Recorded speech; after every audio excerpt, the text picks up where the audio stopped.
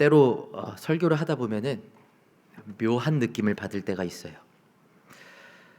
기도로 설교를 준비하다 보면은 정말로 때로는 제가 기도하고 준비했다고 하지만 제가 준비한 것이 아니라 어떤 거대한 영적인 하나님의 그 흐름 안에서 이 설교가 들어가고 있구나, 그런 걸 경험하게 될 때가 있습니다. 한 두 가지 정도 때 제가 그런 걸 많이 느끼는데요. 하나는 주일 말씀이나 금요 말씀이 제가 준비하고 있는 설교랑 거의 똑같을 때 제가 이 하나님이 어떤 살아계심을 좀 느끼는 것 같아요.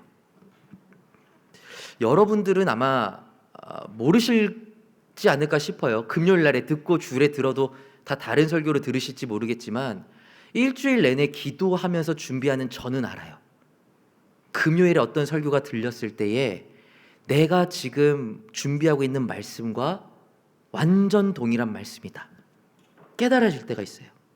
겁도 나요. 이렇게 똑같은데 어떡하지? 한 번은 제가 이제 오후 예배 설교를 할 때였는데요. 여긴 아닙니다. 이제 당시에 모시던 담임 목사님이 주일 설교 본문을 이렇게 주시는 거예요.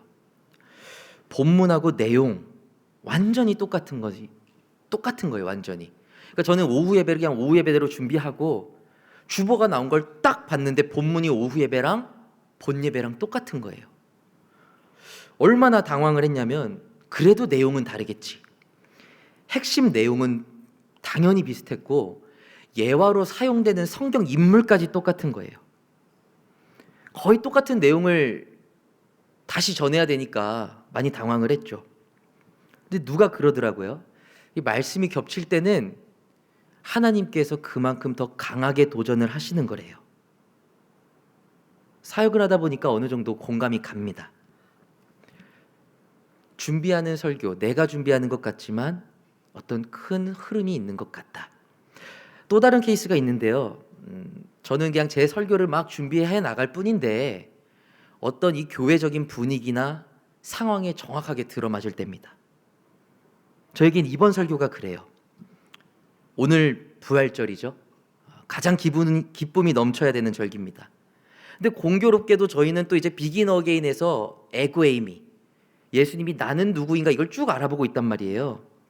근데 오늘 나누게 될 선언이 뭐냐? 나는 부활이요 생명이다. 이게 딱 맞물리는 거예요, 여러분. 묘하게 전율이 돋았습니다. 뭔가 이번 설교에서 하나님이 누군가에게 분명히 말씀하시겠구나 하는 마음이 들었어요. 근데 지금 아마 느끼시는 분들이 있을지 모르겠지만 제 지금 텐션이 조금 평소랑 달라요. 마음이 많이 무거워요. 제가 처음에 말씀을 막 묵상할 때는 의욕이 되게 넘쳤거든요. 막 부활이라는 한 단어 가지고 막 몇 날 며칠 기도하면서 묵상하면서 보냈습니다. 근데 수요일부터 좀 문제가 생겼어요. 이 부활에 대해서 묵상을 하는데 자꾸 죽음에 대해서 이야기를 하라는 거예요. 죽음에 대해서. 제가 너무 답답해가지고 좀 따지듯이 기도를 했습니다. 아니, 하나님, 부활절이면 다 기분 좋아야 되는 날 아닙니까? 다 기분 좋게 돌아가야 되는 날에 죽음에 대해서 이야기해서 뭐 하라고요?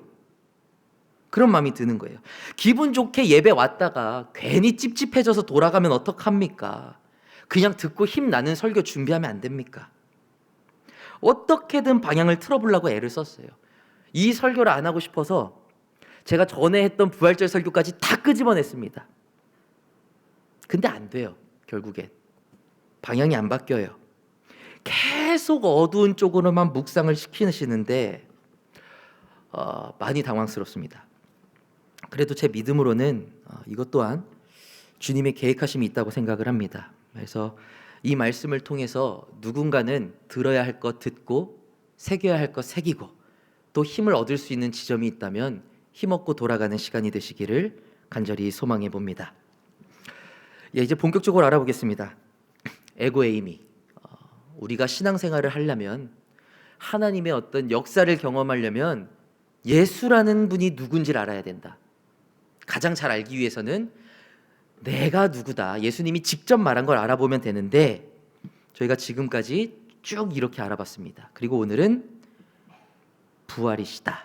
그리고 생명이시다.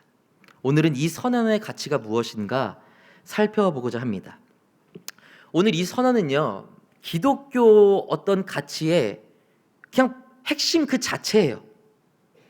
기독교 자체가 부활 신앙이라고 봐도 무방합니다. 이 부활이라는 것은 신앙의 원동력이에요. 신약 성경 인물들의 원동력이었고 초대교회의 원동력이었고 모든 신앙적인 변화의 핵심이 이 부활이라는 단어에 들어가 있어요.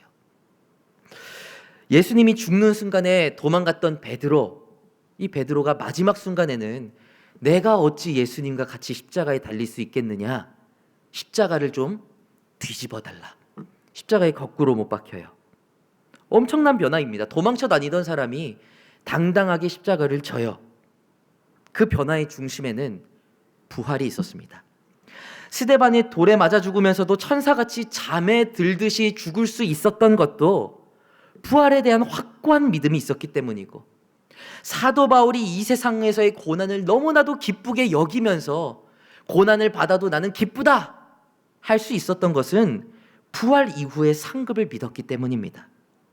초대교회 숱한 그리스도인이 처형을 당하면서도 그리스도를 부인하지 않을 수 있었던 힘, 그 힘은 온전히 부활이라는 두 글자가 가슴에서 믿어졌기 때문이라는 것이죠. 그리고 가장 중요한 게 있습니다.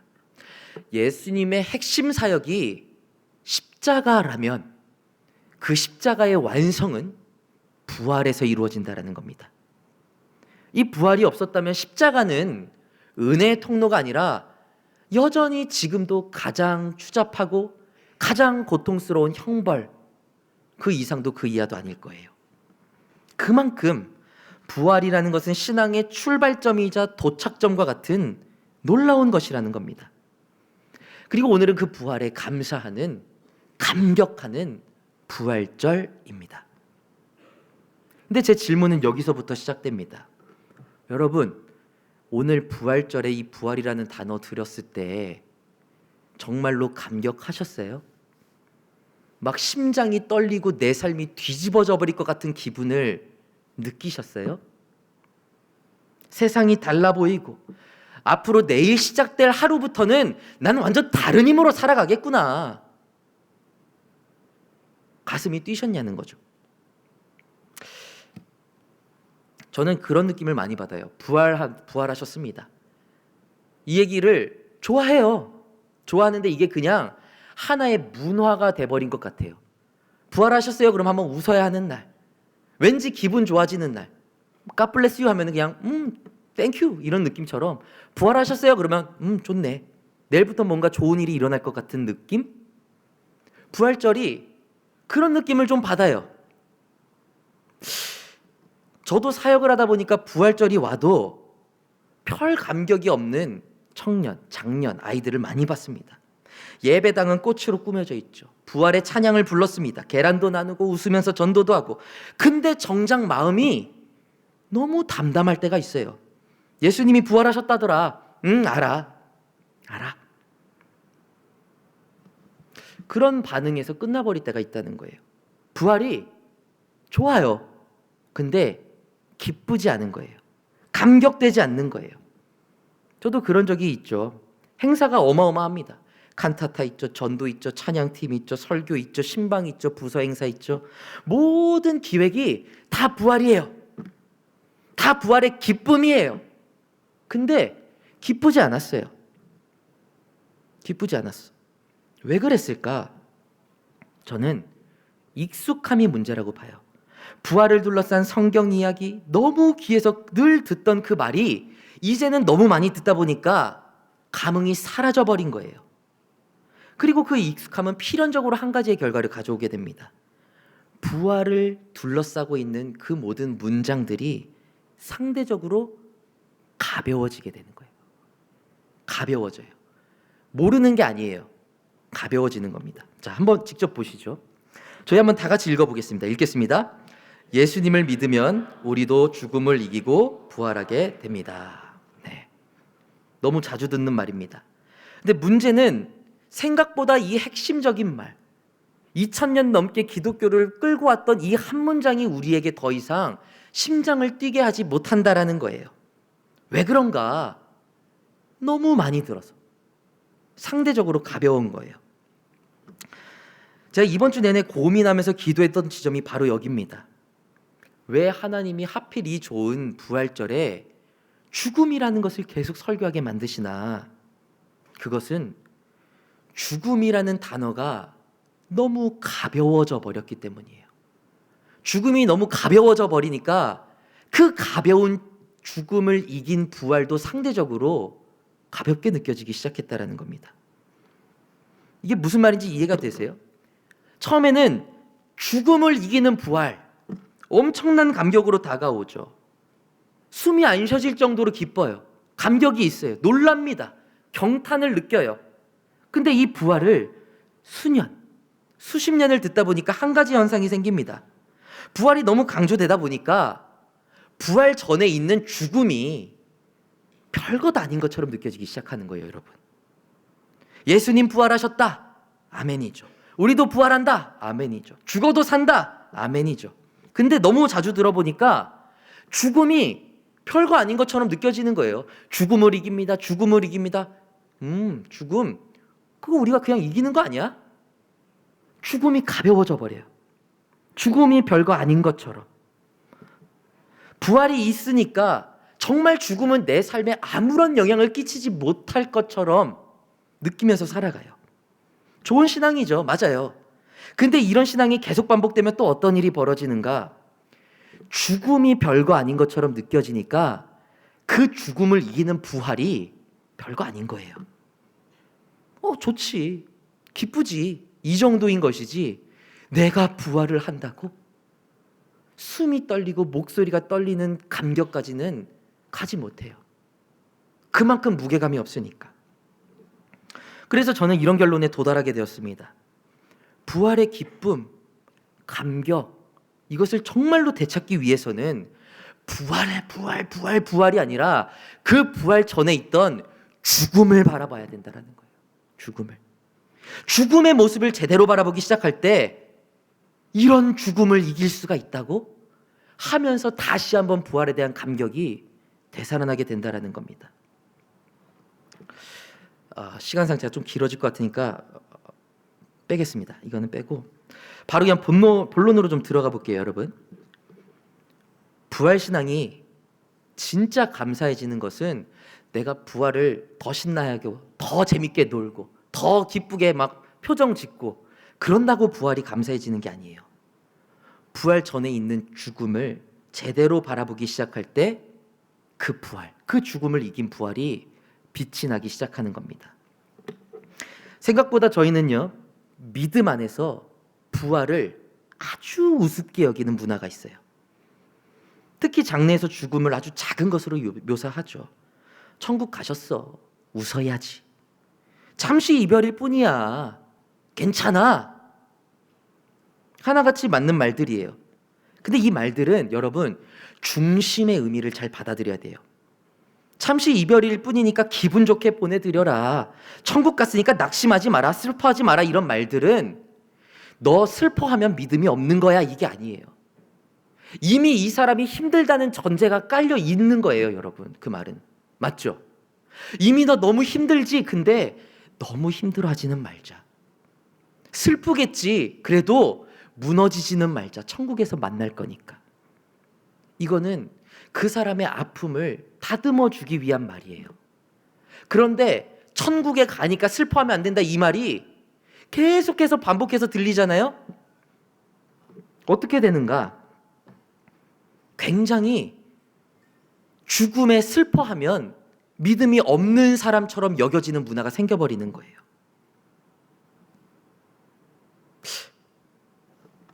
어떤 청년이 부모님을 떠나보냈습니다. 이 청년이 너무 힘들어하고 있어요. 근데 이 청년에게 천국 가셨으니 낙심하지 말아라. 이 말은 너 천국도 안 믿어? 천국 가서 볼 건데 왜 이렇게 믿음이 없어? 그런 말이 아니잖아요. 근데 이게 계속 반복되고 이제 그 어떤 사람의 아픔의 순간이 아니고 그냥 그 명제를 계속 마주하다 보면 어차피 죽으면 천국에서 만날 건데 힘들어하면 안 되지. 어차피 한번 다 죽는 거 그거 뭐 대수라고. 죽음이 가벼워지는 겁니다. 그러다 보니 가벼워진 죽음을 이겨내는 부활이 너무 피상적이고 당연하고 그렇게 어렵게 느껴지지 않는 거예요. 죽음을 극복한다는 게. 믿음으로 맨날 고백하고 기분 좋게 아멘 했으니까. 죽음 이길 줄로 믿습니다. 그러면 죽음의 그 무게감도 모른 채 아멘 한다는 거예요. 계속 하다 보니까 진짜 이길 수 있을 것 같아. 죽음 별거 아닐 것 같은데 하면서 신앙생활을 하는 거예요. 근데 여러분, 정말 죽음이 가벼운 거예요? 죽음은 절대로 아이들이 그냥 줄넘기 넘듯이 점프하면 부활로 넘어갈 수 있는 그런 가볍고 간단한 이슈가 아닙니다. 죽음은요, 인간이 경험할 수 있는 절망과 공포로 점철된 가장 큰 아픔이자 두려움이에요. 저는 이 죽음에는 두 가지의 영역이 녹아 있다고 봅니다. 두 가지의 절망이 있어요. 첫 번째는 육신의 절망입니다. 죽음은 그냥 죽음이 오는구만. 한숨 자고 일어나면 천국에 있겠지? 그 정도가 아니에요. 저는 제 인생을 바꾼 하나의 터닝 포인트가 있어요. 할아버지의 죽음이었습니다. 저희 할아버지가요, 암으로 돌아가셨어요. 저희 집안은 내력이 다 암이에요. 할머니도 암이시고 할아버지도 암이시고 얼마 전에 고모도 암으로 돌아가셨어요. 근데 유독 다 같이 암으로 돌아가셨는데 저는 할아버지의 그 돌아가신 장면이 잊혀지지가 않아요.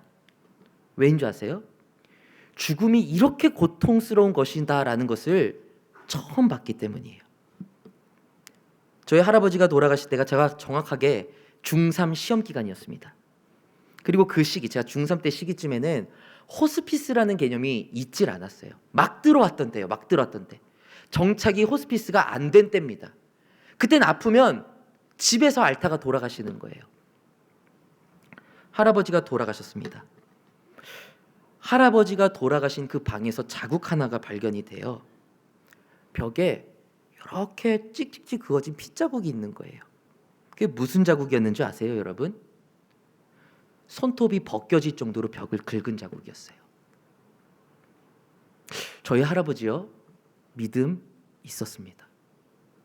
성격 좋았어요. 너무 착해서 보험이 아니죠. 그걸 뭐라고 하죠? 보증 들어주시다가 다 뒤집어 쓰시고 아무 말씀 안 하시고 시평제 다 챙기시고. 저희 할아버지가 그 마을에서 성인 군자 같은 대접을 받던 분이셔요. 그런데 그렇게 고통스럽게 돌아가는 걸 보게 된 거예요. 우리 이렇게 생각하잖아요. 착하게 살면, 믿음 좋으면 자다가 죽을 것처럼 생각하잖아요. 확신할 수 있으세요, 여러분? 제가 목회하면서 정말 많은 죽음을 봤어요. 편안한 죽음도 봤습니다. 고통스러운 죽음도 봤어요. 근데 자세히 보니까 저는 이렇게 설교하고 싶어요. 믿음이 좋았던 분은 편안하게 돌아가셨고 상대적으로 안 좋으신 분들은 고통스럽게 돌아가시더라. 제가 그렇게 설교할 수 있었으면 좋겠어요. 그렇게라도 믿음이 좋아질 수 있다면. 근데 제가 본 죽음의 모습은 그게 아니에요. 제가 겁을 주려는 게 아닙니다. 죽음의 현실을 보여드리는 거예요. 물론 자듯이 떠나는 분들도 많아요. 근데 모든 죽음이 그렇게 평안하게 잠들다가 떠나게 될 거라고 생각하는 거, 지나친 낙관입니다. 그래서 저는 이렇게 기도했어요. 하나님, 차라리 질병으로 죽을 바에는 생각도 못할 정도로 강한 사고로 저를 한 방에 죽여주시옵소서. 자, 이렇게 기도했어요. 제발 질병은 안 됩니다. 그냥 생각도 못하게 했는데 죽어 있게 해주세요. 그게 진짜 제 기도 제목이었어요. 물론 이 기도 제목 때문에 욕을 많이 먹었습니다. 왜요? 남겨진 사람들은 어떻게 하라고? 너 너무 이기적이라고. 근데 이기적이라고도 욕을 먹을지언정 벽 긁으면서는 못 죽겠더라고요. 너무 무서워요, 여러분. 설교가 너무 계속 어두워지니까 계속 다 말씀을 드릴 수는 없겠지만 많은 사례들이 있어요. 과학에서도 죽음은 동일합니다. 제가 나름 이제 공실력 있는 기사들을 좀 찾아봤는데 죽음에도 평온한 죽음과 조금 힘든 죽음이 있어요. 이 평온한 죽음이라는 것은 죽을 때쯤이 되면 이미 뇌가 안답니다. 죽을 준비를 해요. 기분이 좋아지는 엔돌핀과 도파민이 평소보다 60배 이상 쫙 쏟아져 나오기 시작해요. 그리고 고통을 못 느끼는 이 부분, 고통을 느끼는 부분을 일부러 둔화시킨다고 합니다. 고통을 안 느끼려고. 그리고 죽음의 순간이 다가오면은 집중력을 향상시키는 이 호르몬이 있대요. 그게 100배 나온대요. 그러니까 기억을 담당하는 어떤 그런 것들 작용을 하는 호르몬이 있는데 그게 100배에 가까운 수치가 나온답니다. 대부분 이제 과학자들은 인생이 죽을 때 주마등 스쳐 지나간다고 하잖아요. 이 순간이 그 순간이 아닌가. 그리고 이렇게 쫙 모든 호르몬으로 뇌가 평온해지기 시작하면 심정지와 함께 2분 혹은 3분 조금 어지럽다, 조금 졸립다라는 느낌과 함께 뇌도 함께 기능을 정지합니다. 2024년 보고서예요.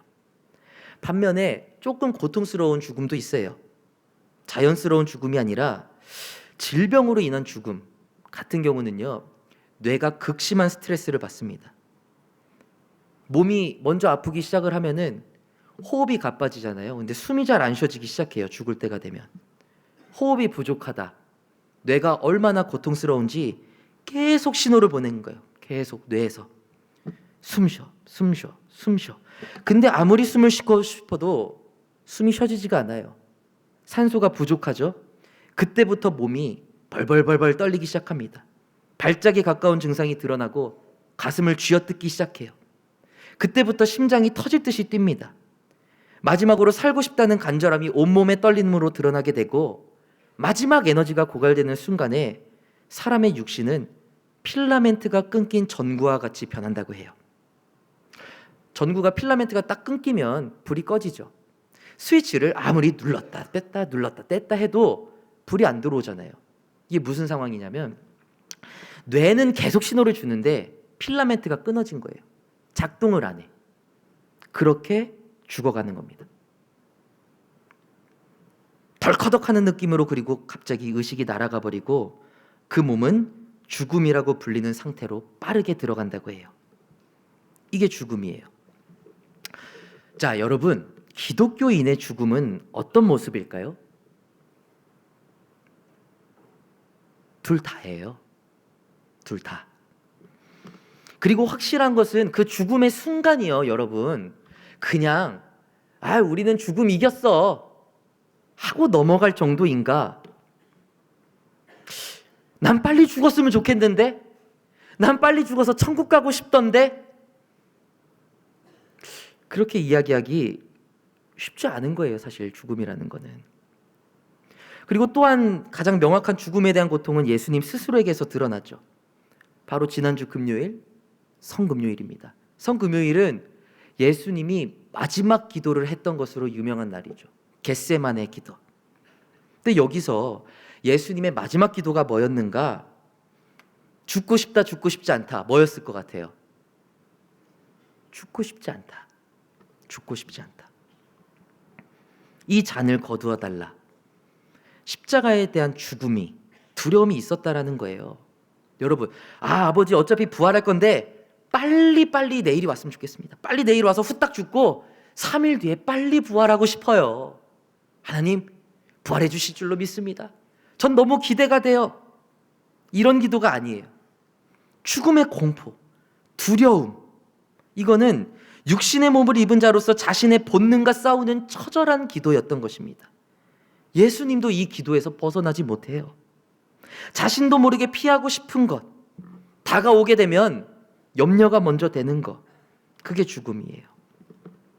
그리고 이런 육체적인 죽음은 여러분 절반짜리 죽음입니다.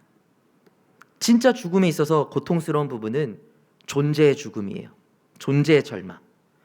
이 죽음은 벽에 남은 손톱 자국과는 다른 고통을 느낍니다. 남들이 견뎌야만 하는 고통을 남겨요.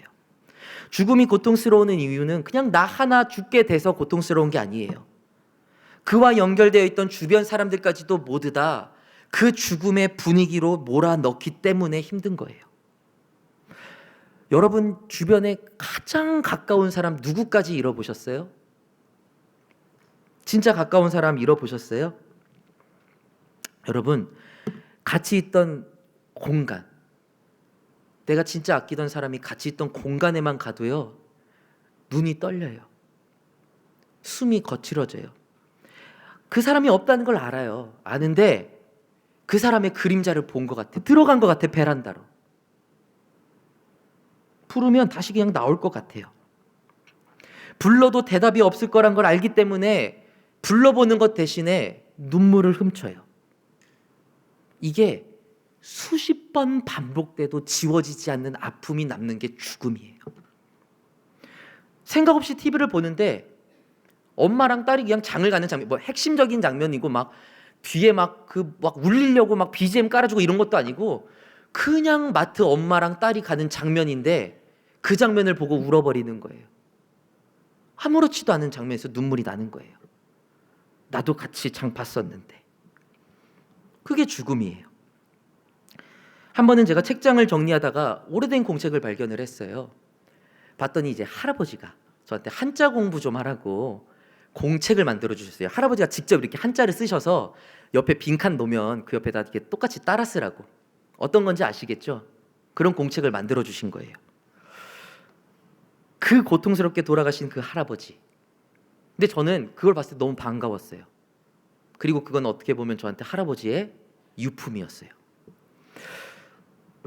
되게 반가웠죠. 신기하기도 하고 추억도 생각나고. 그래서 제가 그 공책을 가지고 아버지한테 가져갔습니다. 그래서 아버지 이거 한번 보세요 하면서 별 생각 없이 아버지한테 공책을 드렸거든요. 근데 아버지, 제가 거기서 놀랐어요. 거기서 저희 아버지가 자존심이 진짜 세신 분입니다. 안 되겠다. 네, 자존심이 진짜 세신 분이신데 눈물을 웬만하면 안 흘리세요. 지금은 많이 흘리시지만은. 근데 저희 할아버지의 딱 펼치면서 그 글씨를 보는데 숨이 가빠지시는 거예요. 제가 처음 봤어요. 열자마자 숨이 가빠져요. 열자마자. 그리고 공책이 이렇게 탁 펴면 접힐까봐 보자마자 다 열지도 못하는 거예요.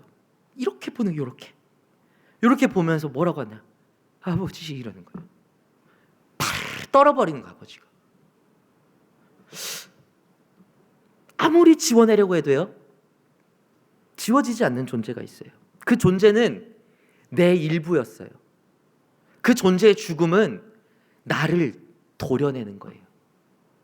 그런 아픔입니다. 사망, 여러분 사망이라고 하잖아요. 왜 사망이에요? 죽어서 잃어버렸다라는 뜻이에요. 사망. 한 존재를 잃어버리고 그 존재만 잃어버린 게 아니고 내 안의 한 부분도 영원히 잃어버리게 되는 것입니다. 전 궁금해요. 어쩌다가 이 지독한 죽음이라는 것이 기독교 신앙 안에서 하찮다고 여겨지게 된 것일까? 왜 별거 아니게 간단히 그냥 넘어갈 수 있는 것처럼 죽음이 다뤄지고 있는 것일까? 그리고 엄밀히 말하자면요, 성경은 애초에 죽음을 가볍게 이야기하지 않습니다. 창세기부터 다 나열해 드릴 수 있어요. 아브라함 때부터 한번 보시죠. 아브라함은 아내 사라가 죽었을 때 이렇게 적습니다, 여러분. 한번 다 같이 한번 읽어주세요. 한번 읽겠습니다. 사라가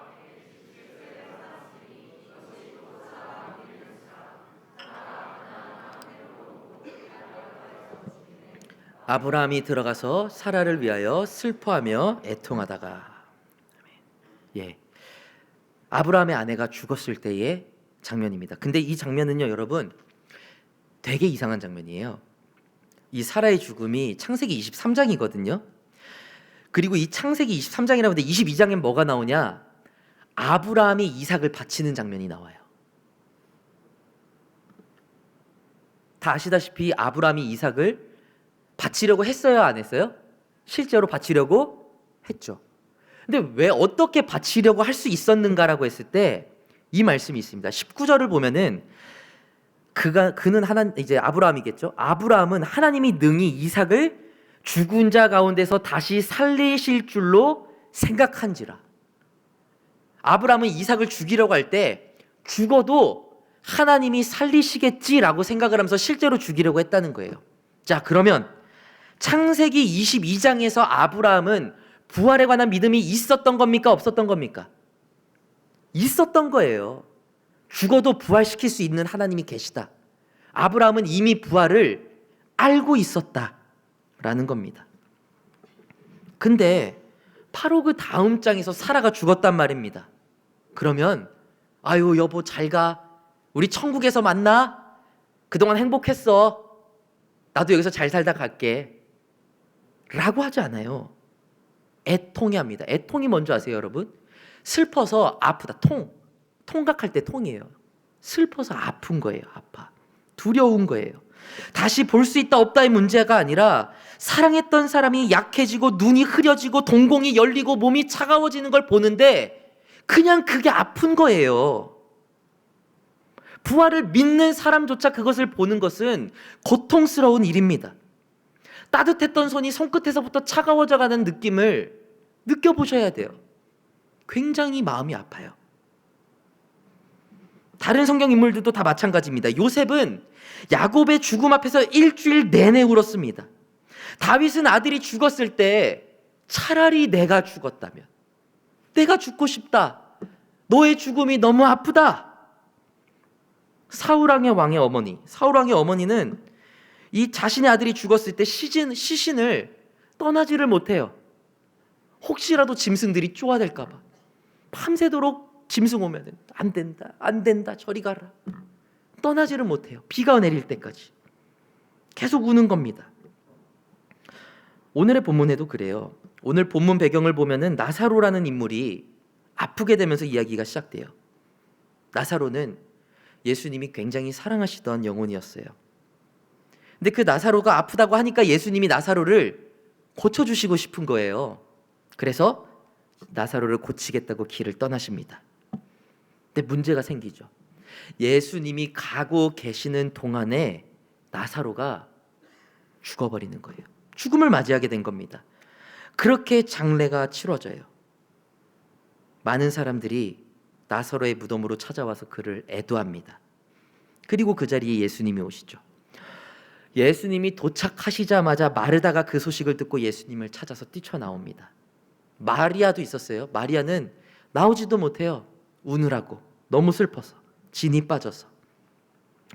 이미 너무 많은 슬픔이 있는 곳에 예수님이 도착하셨습니다.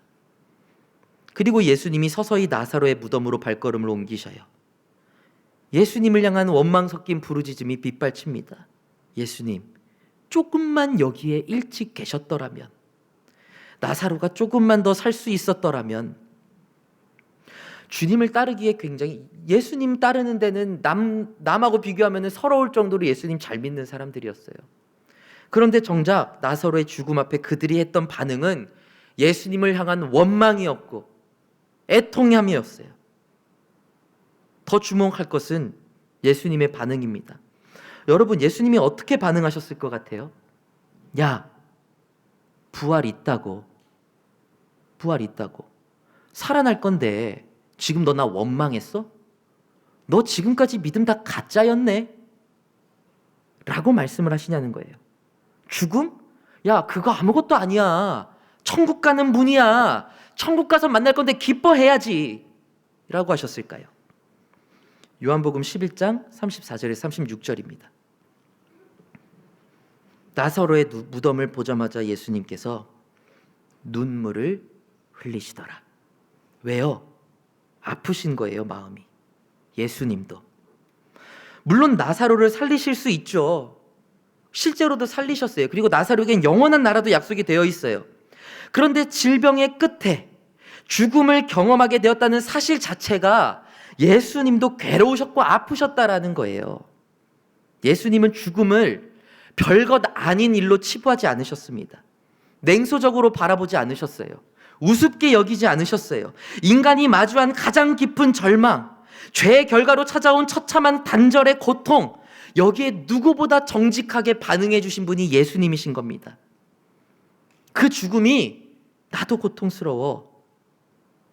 여러분, 이게 성경이 죽음을 대하는 자세예요. 성경이 죽음을 고통스러운 것이라고 하는데 왜 우리는 죽음을 아무것도 아닌 것처럼 여겨요? 여러분, 이제 다시 한번 이 명제를 보시죠. 여기에 등장하는 죽음은요, 하찮은 게 아닙니다. 죽음 있지. 근데 부활도 있어. 이게 아니라 여기에 나오는 죽음이라는 단어는 존재가 찢겨나가는, 벽에 남은 손톱 자국과도 같은 존재예요. 극도의 공포입니다. 절망입니다. 숨이 벅차오르고 숨을 더 못 쉬게 되면 이제부터는 어떻게 참지? 생각이 드는 죽음이에요. 아무리 불러도 대답이 없는, 그림자조차 닿아볼 수 없는 절대적인 단절의 시간, 그게 죽음입니다. 우리가 왜 부활절에 진짜로 부활을 기뻐하지 못했는가? 죽음을 수면제처럼 먹고 잠드는 것처럼 포장했기 때문이에요. 죽음을 마치 낭만적인 것처럼 포장했기 때문에 그 죽음을 이긴 부활도 그렇게 대단해 보이지 않는 거예요. 부활이 없어도 마치 극복할 수 있는 것처럼 느껴지기까지 해요. 그리고 죽음을 두려워하면 마치 신앙이 없는 것처럼 매도해버렸기 때문에 죽음에 대해서 아예 생각을 안 해버리는 것이죠. 죽음에 대해서 회피를 하다 보니까 죽음을 이긴 부활 자체가 큰 의미를 가지지 못하게 됐다는 겁니다. 여러분, 진짜 부활을 들었을 때 가슴이 뛰고 내 삶이 뒤집히고 부활로 인해서 내가 살아가고 싶다라는 마음이 든다면은 죽음이라는 단어에서 도망쳐서는 안 되는 겁니다. 죽음을 이겨야죠. 하지만 그 전에 죽음을 두려워할 줄 알아야 됩니다. 아파할 줄 알아야 돼요. 슬퍼할 줄 알아야 돼요. 왜요? 그렇게 죽음이 고통스러운 것이라는 것을 제대로 바라보는 순간만이 그런 죽음조차 이겨나는 예수 그리스도의 십자가가, 그 빈 무덤이, 부활이 진정으로 가치가 있는 것임을 그제서야 알 수 있게 되기 때문이에요. 주님, 죽음이 두렵습니다. 그런데 그 죽음을 이기게 해주시겠다고요. 주님, 제가요 숨도 못 쉬어서 흰 돌이면서 막 거품 물면서 죽으면 어떡하죠? 저 너무 두려워요. 근데 그게 끝이 아니라고요. 그 다음이 있다고요. 그 부활이 내 가슴 속에 들어올 때 어떻게 가슴이 뛰지 않을 수 있겠냐는 거예요. 물론 설교 초반에 말씀드린 베드로, 바울, 스데반은 죽음조차 불사했죠. 그러나 그들은 죽음을 우습게 여겨서 죽음을 넘어간 게 아니에요. 그 두려운 죽음조차 이겨내는 부활이 너무 감격스러웠기 때문에 죽음을 이기고 넘어설 수 있었던 것입니다. 부활이 감격스럽지 않은데 어떻게 죽음을 넘어가요? 부활을 생각하면 나 좀 좋아. 근데 죽음이 닥쳤을 때 바로 버려버릴걸요? 잘 이게 와닿질 않으니까 정말로 끝까지 쥐고 있어야 된다는 생각조차 들지 않을걸요? 차라리 부활에 대해서 어정쩡하게 기뻐하면서 살아가려면 죽음 앞에 정직하게 대면하는 게 낫다라는 겁니다. 여러분, 이 죽음의 처절함을 가슴에 새기고 오늘의 본문 25절을 다시 한번 읽어보십시오. 예수께서 이르시되 나는 부활이요 생명이니 나를 믿는 자는 죽어도 살겠고. 예수님은 내가 부활을 줄게라고 말씀하시지 않으십니다. 내가 부활 그 자체야 라고 선언하세요. 근데 이 부활은 그저 따뜻한 봄날의 위로가 아니에요. 너 부활 믿어? 그럼 내일부터 하는 일 좀 더 잘 될 거야. 너 부활 믿어? 그럼 너가 기도하는 거 좀 더 잘 들어질 거야. 왜 부활이 고작 그 정도까지밖에 못 가는지 모르겠어요. 부활은 모든 인간이 언젠가 경험해야 되는 사망이라는 권세, 가장 두려운 죽음을 내가 이기었나라고 말씀하시는 가장 위대한 자기 선언인 것입니다. 그리고 그리스도인은 그 선포에 힘입어 세상의 절망을 깨뜨리고 죽음을 넘어설 수 있는 존재로 살아가는 사람들이란 말입니다, 여러분. 세상은 절망적인 곳이에요. 아무리 화려하게 산다고 한들 끝이 정해져 있어요. 남들보다 2배 빠르게, 3배 빠르게 살아간다고요? 달려간다고요? 그 꼬리 지점엔 결국엔 관 하나 있는 거예요. 무슨 대단한 사람을 와도 그 사람이 나를 대신해서 죽어주지 않아요. 의학에 힘입어서 좀 더 살 수는 있겠죠. 그런데 의학으로 한번 살아나도요, 여러분, 꺾인 유체는 다시 회복되기 쉽지 않습니다. 관에 들어갈 날을 누워서 기다리는 거예요. 모아둔 돈, 덜 고통스럽게 죽기 위한 것이겠죠. 필사적으로 챙기는 가족들 덜 외롭게 죽기 위한 것이겠죠. 세상은 아무리 아름답게 묘사를 해도 결국엔 차가운 묘지가 우리의 결론이라는 것입니다. 그러나 그렇기 때문에 내가 부활이라는 이 선언이 세상과는 완전 다른 방식으로 살아갈 수 있는 힘을 제공하는 원동력이요 참된 기쁨의 발탄이 되어주신다는 것을 이 시간 깊이 생각해 보시기 바랍니다. 사랑하는 청년 여러분, 오늘 낭만적이고 따뜻한 부활의 환상에서 깨어나십시오. 애매하게 기뻐하기보다는 차라리 시리일 정도로 차가운 죽음을 제대로 묵상하십시오. 그리고 그 끔찍한 사망의 권세를 이기고 당당히 걸어 나오신 진짜 부활의 주님을 대면하는 한 주가 되시기 바랍니다. 그리고 최종적으로 이렇게 고백하게 되길 원해요. 내 안에는 사망을 이긴 부활이 있다. 예수님을 믿는 믿음 안에는 죽음 이후에 부활이 있다는 이 명제가, 죽음 이후에 부활이 있다는 이 명제가 진짜 여러분의 가슴을 뜨겁게 하는 고백이 되기를 간절히 소망합니다. 우리가 이 시간에 잠시 찬양하면서 나아갔으면 좋겠습니다.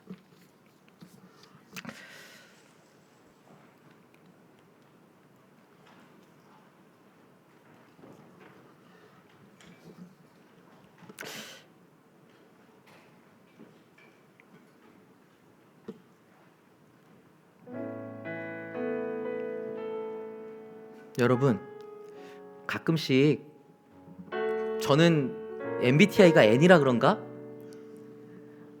난 어떻게 죽을까? 이렇게 죽게 될 때는 뭘 준비하지? 저렇게 죽을 때는 어떻게 준비하지? 가끔 생각해 보거든요. 너무 두려워요. 근데 그 두려움이 나를 잡아 이끌고 내려갈 줄 알았는데 그 두려움이 오히려 주님을 바라보게 만드는 힘이 되더라고요.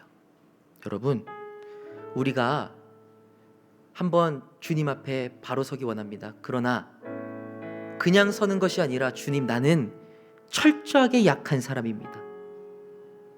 죽음이 안 무서워서 생각을 안 하는 것이 아니라 너무 무서워서 잊고 지냈습니다. 주님 바로 바라볼 때에 주님의 부활을 경험하기 원합니다.